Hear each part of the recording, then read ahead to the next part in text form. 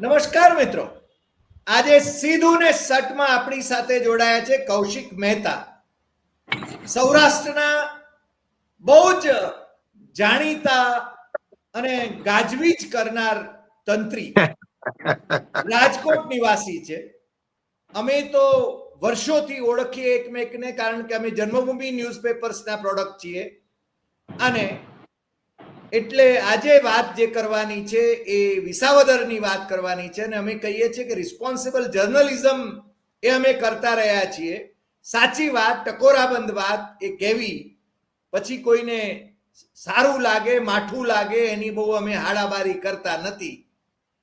અને તથ્યોને આધારે, સત્યને આધારે આપણે જ્યારે વાત કરવાની હોય ત્યારે કોઈનો પક્ષ લેવાનો નથી. અમે છે ને સત્યનો પક્ષ લઈએ છીએ અને કૌશિકભાઈ પણ સત્યના પક્ષની વાત કરવાના છે. એટલે કે વિસાવદરમાં 19મી જૂને વરસતા વરસાદમાં ચૂંટણી થવાની છે. અને આખા ગુજરાતમાં જો આ વખતે તો નાટકીય ખેલ ચાલી રહ્યા છે કે પંચાયતોની ચૂંટણી પણ છે ને વરસતા વરસાદમાં કરવાનું આપણી સરકારે નક્કી કર્યું છે. એટલે કે આમ તો એમ કહેશે કે અમે નહીં, પણ ચૂંટણી પંચે નક્કી કર્યું છે. પણ રાજ્ય ચૂંટણી પંચે સરકારનું કયા કરવું છે, દેશનું ચૂંટણી પંચ પણ મોદીજીનું કયા કરવું છે. હવે તો કારણ કે એમાંથી ચીફ જસ્ટિસ ઓફ ઇન્ડિયા નીકળી ગયા છે. 23મીએ મતગણતરી થવાની છે વિસાવદરની. વિસાવદર બહુ જ ગાજવીજ કરનાર આખું વિધાનસભા ક્ષેત્ર છે અને 2,61,000 મતદારો છે. વિધાનસભાની અંદર આમ તો ભારતીય જનતા પાર્ટી બહુમતી ધરાવે છે. અત્યારે હું માનું છું ત્યાં સુધી 161 જેટલા ભારતીય જનતા પાર્ટીના ધારાસભ્યો છે. એને છે ને ઓપરેશન લોટસની પરંપરા તો ચાલુ જ રાખી છે. કોંગ્રેસની સંખ્યા સૌથી નીચે છે 12. સમાજવાદી પાર્ટીની, આમ તો સમાજવાદી પાર્ટી કહીએ કે પછી એનસીપી કહીએ, પણ વ્યક્તિવાદી પાર્ટી એની સંખ્યા 1 છે, કુતિયાણાના આપણા ભાઈ જાડેજા. અને મને લાગે છે બાકીના આમ આદમી પાર્ટીના 5 જણા ચૂંટાયા હતા. ચોટે છે તમારું નેટવર્ક. વિસાવદર 1. મારું નેટવર્ક બરાબર છે, તમારે પ્રોબ્લેમ છે કઈ?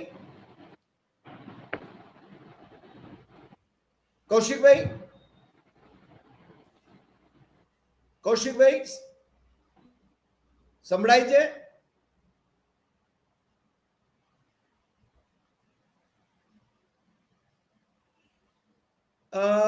કૌશિકભાઈના નેટવર્કમાં થોડોક પ્રોબ્લેમ છે એવું લાગે છે.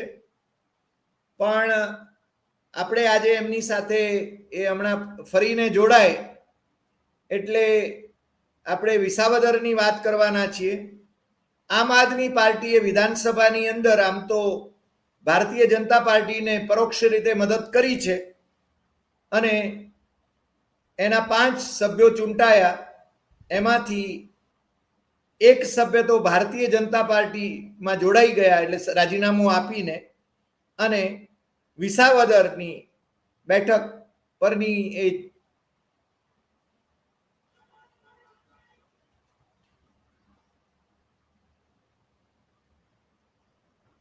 કૌશિકભાઈના નેટવર્કનો પ્રોબ્લેમ છે.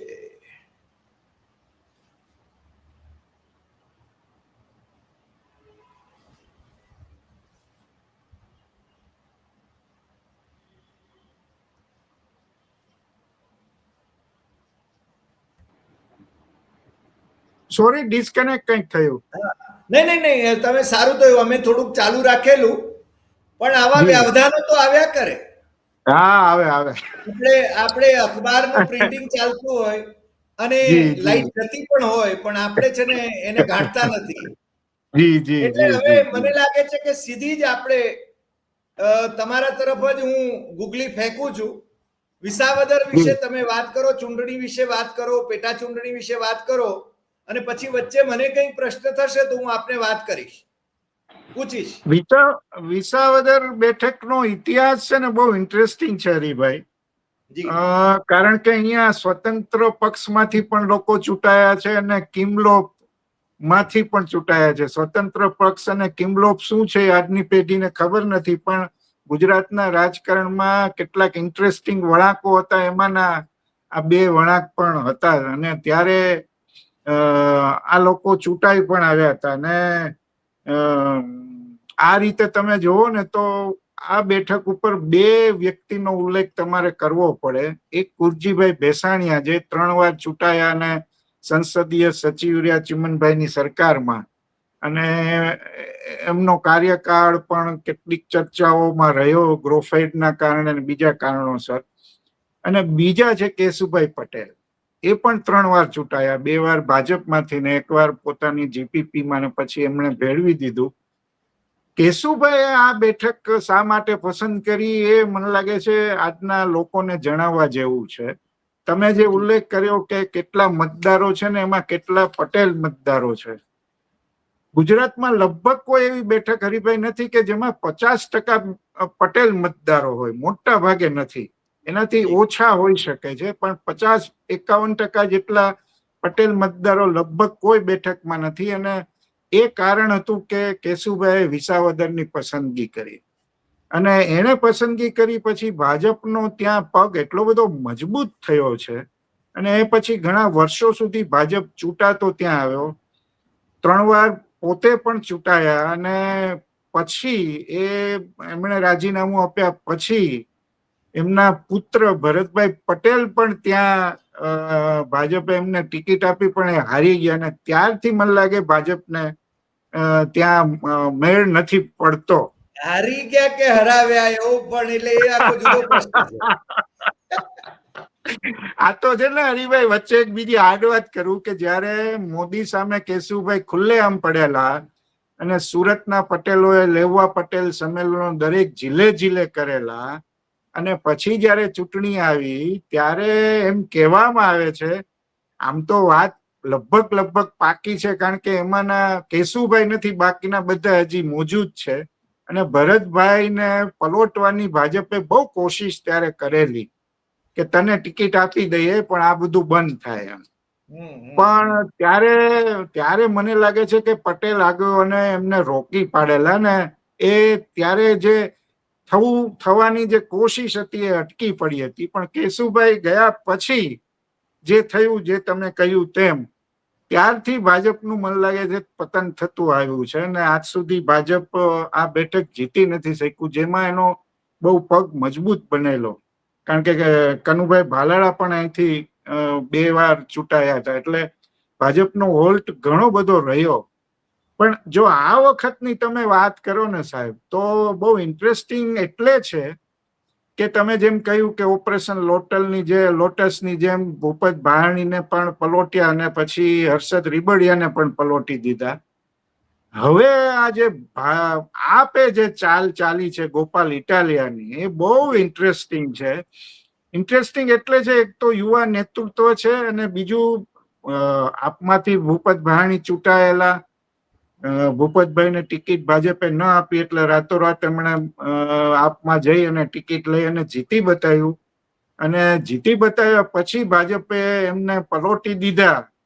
એ આપ માટે મોટો ઘાવ ગણાય, કારણ કે 5 જ ધારાસભ્યો તમને મળ્યા હતા, એમાંથી એક ગયો. કોંગ્રેસનું તો ખેર અલગ જ આખો ખેલ છે, અને કેટલા બધા તૂટફૂટ થઈ છે આપણે જાણીએ છીએ. પણ આપ માટે એક સભ્ય પણ જવો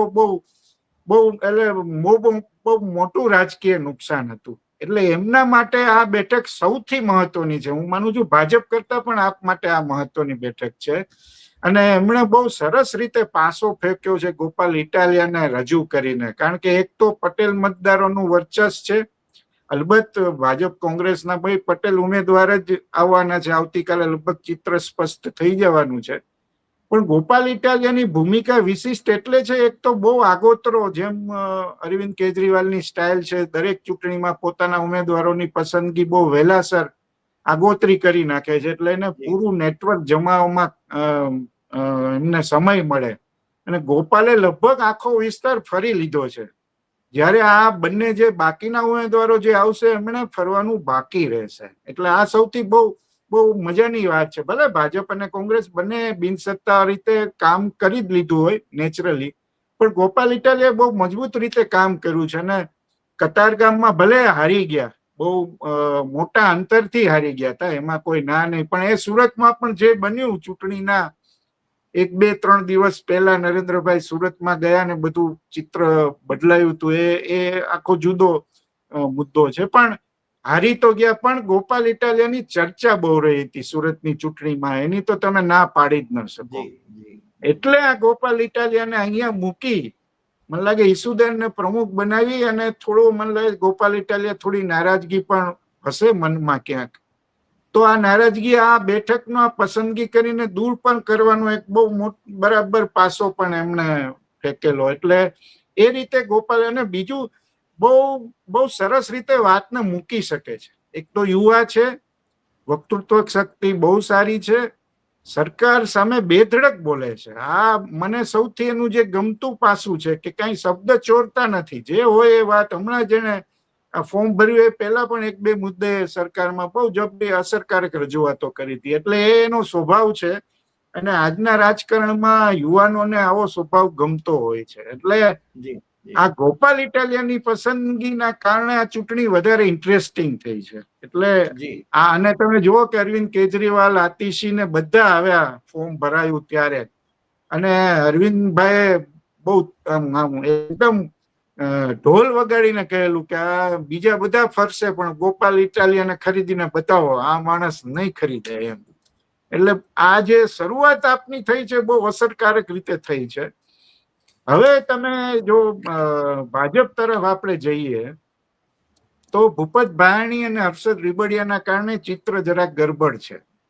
ભૂપત ભાયાણી ભાજપમાં ગયા, આપમાં ગયા, ટિકિટ ન મળવાના કારણે, અને પછી ભાજપે એમને પલોટી લીધા, અને ત્યારે એમને પ્રોમિસ કરવામાં આવ્યું હતું કે તમને ટિકિટ ફરીવાર અપાશે. એટલે જો ભાજપ કમિટમેન્ટમાં સાચું ઠરતું હોય તો એમને ટિકિટ આપવી પડે, બહુ સ્વાભાવિક વાત છે. પણ સાથે હર્ષદ રીબડિયા છે, જે એની સામે જ હારેલા કોંગ્રેસમાંથી, અને એમણે કોર્ટ સુધી આ આખો મામલો લઈ ગયેલા ચૂંટણીનો. એમણે એમ કહેલું કે ભૂપત ભાયાણીએ ફોર્મમાં કેટલીક વિગતો છુપાવી છે, સાચી વિગત આપી નથી. એમાં ભૂપતભાઈના દીકરાના બાઇક ને એવી 1-2 વાતો પણ એને મૂકી છે દલીલમાં, અને એના કારણે આખી પેટા ચૂંટણી અટકી પડી હતી. પણ પછી જે કઈ થયું એ હર્ષદ રીબડિયાને પણ ભૂપતભાઈની જેમ પલોટી લીધા. હવે હર્ષદ રીબડિયાને શું ભાજપે પ્રોમિસ કર્યું છે આપણને ખબર નથી, પણ હર્ષદ રીબડિયા દાવેદાર તો છે, એ વાત તો એમાં તમે કોઈ નકાર ન કરી શકો. હવે એક બાજુ કમિટમેન્ટ છે, અને બેયને એક સરખી રીતે લાવવામાં આવ્યા છે, એ પણ ખરું. એટલે જ્યારે ભૂપતભાઈ ભાયાણીની પસંદગી થાય તો હર્ષદ રીબડિયાનું વલણ શું હોય, આ પણ એક પ્રશ્ન છે. પણ આમ સામાન્ય રીતે હરિભાઈ ભાજપમાં એવું આપણે જોતા આવ્યા છીએ કે નારાજગી હોય છે, પણ છેલ્લા દિવસોમાં બધું સેટલ ડાઉન થઈ જાય છે, કોઈ પણ રીતે, જે કોઈ રીત હોય એની. પેલી ફાઇલો તૈયાર હોય છે, ફાઇલો તૈયાર હોય છે. તમને એક બહુ મજાની વાત કરું, તમને હું નામ નહીં દઉં, એમાં જરા નામ લેવાની જરૂર નથી. પણ એક ઉમેદવાર એવા હતા જે આપ તરફથી એમને ટિકિટ મળવાનું બહુ નક્કી હતું. આ 2000 છેલ્લી ચૂંટણીની આપણે વાત કરીએ છીએ, 2024ની. તો ત્યારે નક્કી હતું, ને પછી એમને એકાએક ફોન આવે છે એક જગ્યાએથી કે ભાઈ તમે આવું શું કામ કરો છો, આ માથાકૂટમાંથી નીકળી જાઓ, ફલાણું ઢીકણું. પણ આ ભાઈ મક્કમ રહે છે. પછી એમને થોડા દિવસો પછી સરસ મજાનો ફોન આવે છે અને કહે છે કે તમારી સામે આટલા વર્ષ જૂનો એક કેસ છે, એ ફાઇલ ખોલવામાં આવશે. પછી ઓલા ભાઈ કહે છે કે ભાઈ રાજકારણને મૂકો બાજુએ, અને એ કે આપણે આમાં પડવું નથી, અને એ નીકળી જાય. એટલે આવું બને છે, એ વાત બહુ સાચી છે. એટલે હર્ષદભાઈ રીબડિયાને આ જે કોર્ટની આખી ચર્ચાઓ થઈ, એ પછી આખું ચિત્ર એવું છે કે લોકો ગદ્દારને કઈ રીતે જુએ છે. આ વિસાવદરના મતદારો માટે એક બહુ મોટો પડકાર છે. બંને ચહેરાઓ એવા છે કે જેમણે પક્ષ પલટો કર્યો છે. બીજો એક પેચ એમાં એવો છે સાહેબ કે જવાહર ચાવડા, એમને પણ ફરીવાર ટિકિટ નહીં આપી, હરાવવામાં પણ આવ્યા, એ બધું આપણે જાણીએ છીએ. ને એમાં સામસામી બધી બહુ ચાલેલી. એમના મત વિસ્તારના કેટલાક ગામડા વિસાવદરમાં પણ આવે છે. એટલે જવાહરભાઈ ચાવડા વિશે આપણે શંકા તો ન કરીએ, પણ ક્યારેક રાજકીય અવગણનાઓ તમને કોરી ખાતી હોય છે અને ક્યાંક કોઈક સાચા સમયે બહાર પણ આવી શકે છે.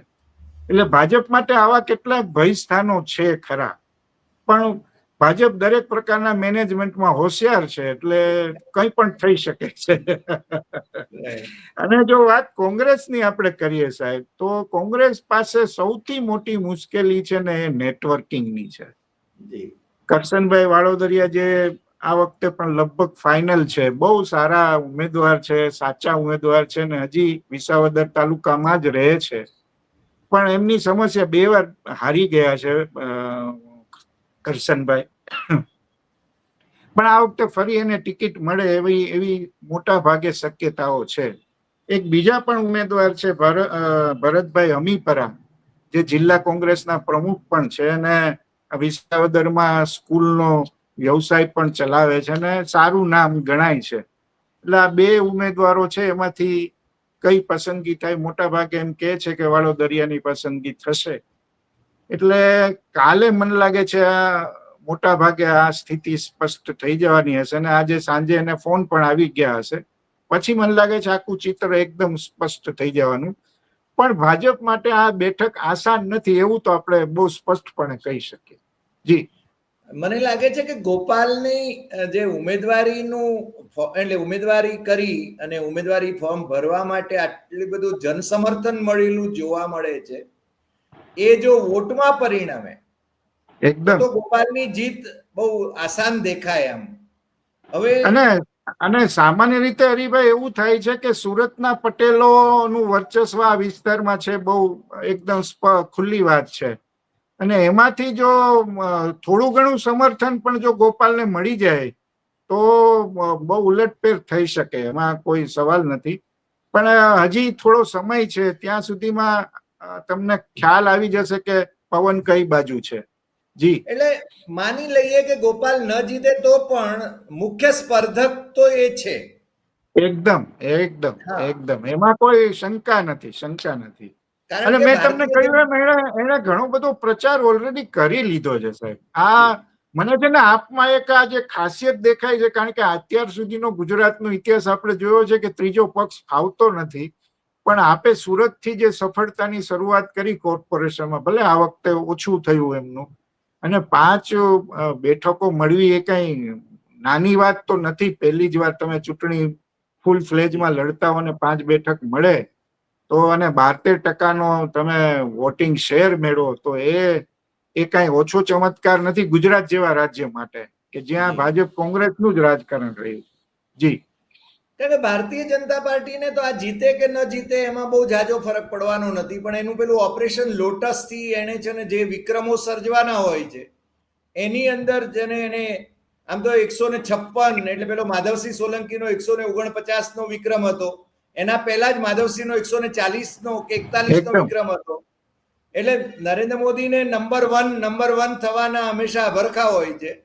અને સામ દામ દંડ ભેદ બધું જ અહીંયા કામ કરે છે. એકદમ એકદમ. વિધાનસભાની જી, ચૂંટણી હોય ત્યારે છે ને મને લાગે છે 2022 ની વાત કરીએ તો પણ જગદીશ ઠાકોર અને રઘુ શર્મા એમણે જે ખેલ કર્યા છે એ મને લાગે છે કે હવે બધાને ખબર પડી ગઈ છે. અને બાકી તો રમતા રમતા પણ એ લોકોને જી, કોંગ્રેસને જી, 70 બેઠકો તો ગુજરાતમાં મળે, ભલે હારી જાય તો પણ આ વખતે તો ઓલ ટાઈમ લો બરાબર. છે, કારણ કે જી, ટિકિટોનો જી, ઓલ ટાઈમ વેપાર લો. પેલા પંચ પરમેશ્વર એ લોકોના જે હજુ રાહુલ ગાંધીની આજુબાજુ બેઠા હોય છે.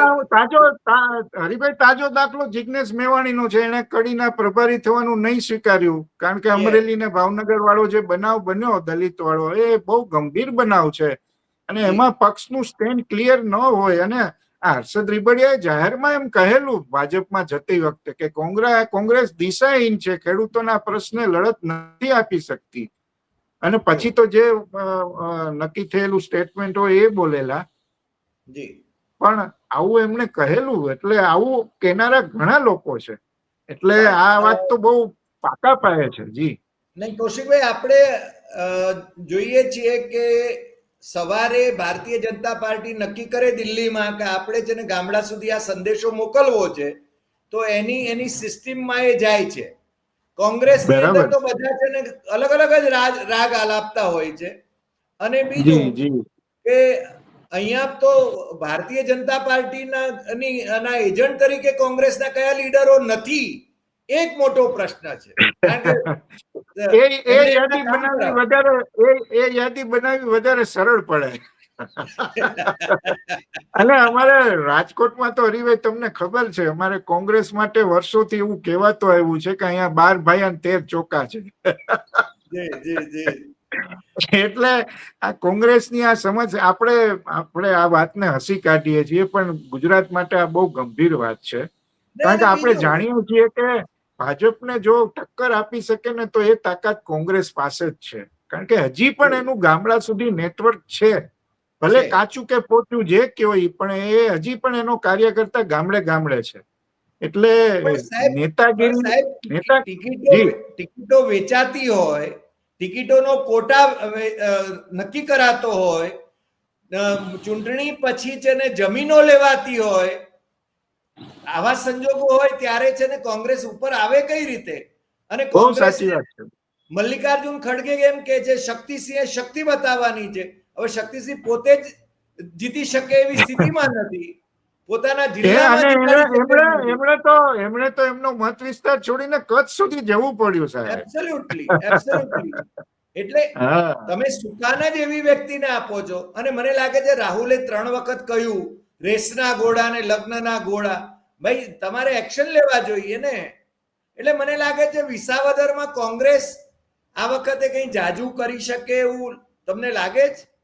ના, એવું મને એટલો ભરોસો નથી એટલે પડતો કે તમે જુઓ કે અત્યારે પણ કોંગ્રેસમાં કઈ ઉત્સાહ જેવું નથી. પેટા ચૂંટણીમાં નહીતર થોડું વધારે ઉત્સાહ એ વિસ્તારમાં હોય સામાન્ય રીતે, પણ બધી ચૂંટણી સાથે નથી. એટલે સ્વાભાવિક રીતે એ વિસ્તારમાં ના મતદારોને કે લોકોને વધારે રસ હોય. પણ હજી એવી કોઈ બહુ હલચલ પણ નથી. તમે કોઈ એવી મોટી સભાઓ પણ કોંગ્રેસની થઈ નથી વિસાવદર તાલુકામાં. અને એ સામે તમે જુઓ કે ઇટાલિયાએ ઘણું બધું કામ કરી લીધું ઓલરેડી. ભાજપે પણ કેટલીક બેઠકો કરી લીધી છે, પણ કોંગ્રેસમાં એવો સ્પાર્ક નથી. અને કાર્યકર્તાઓ હતાશ નિરાશ જે કઈ કહો ને એ બધી કેટેગરીમાં બહુ લો ફીલ કરે છે. એટલે આ બહુ એને ઉત્સાહ આપવામાં મને લાગે છે હજી બીજા 5 વર્ષ નીકળી જશે. જો તમને સાચો નેતા મળી જાય તો પણ બહુ અઘરું કામ છે. કારણ કે ભાજપે એના મૂળિયા એટલા બધા ઊંડા ઉતારી દીધા છે ને, આ બધી ઓપરેશન લોટસ ના કારણે એટલી બધી ગરબડો ઉભી કરી છે બધા પક્ષોમાં, આપ હોય કે કોંગ્રેસ હોય. બહુ મુશ્કેલ છે એમાંથી બહાર નીકળી જવું. કોઈ પણ પાર્ટી હોય, ભલે કોંગ્રેસ આટલી જૂની પાર્ટી છે, પણ એમાંથી બેઠું થવું બહુ અઘરું કામ છે. જી, એટલે કૌશિકભાઈ સમ ટોટલ એમ કહી શકાય કે વિસાવદરમાં જે સ્પર્ધા છે એ આમ આદમી પાર્ટી અને ભારતીય જનતા પાર્ટી વચ્ચે છે, એવું તો આપણે એવા નિષ્કર્ષ ઉપર તો પહોંચીએ. એકદમ સ્પષ્ટ. આવતીકાલે ઉમેદવારી કરવાની છેલ્લી તારીખ છે અને પછી 5મી એ જેને વિડ્રોલની તારીખ છે. ત્યારે સ્પષ્ટ થશે. કોંગ્રેસમાં કઈ હલચલ હોય એવું લાગતું નથી. અને બીજું છે ને, તમને કહો આ બેઠક ઉપર સામાન્ય રીતે 65-70% થી વધારે મતદાન થતું નથી.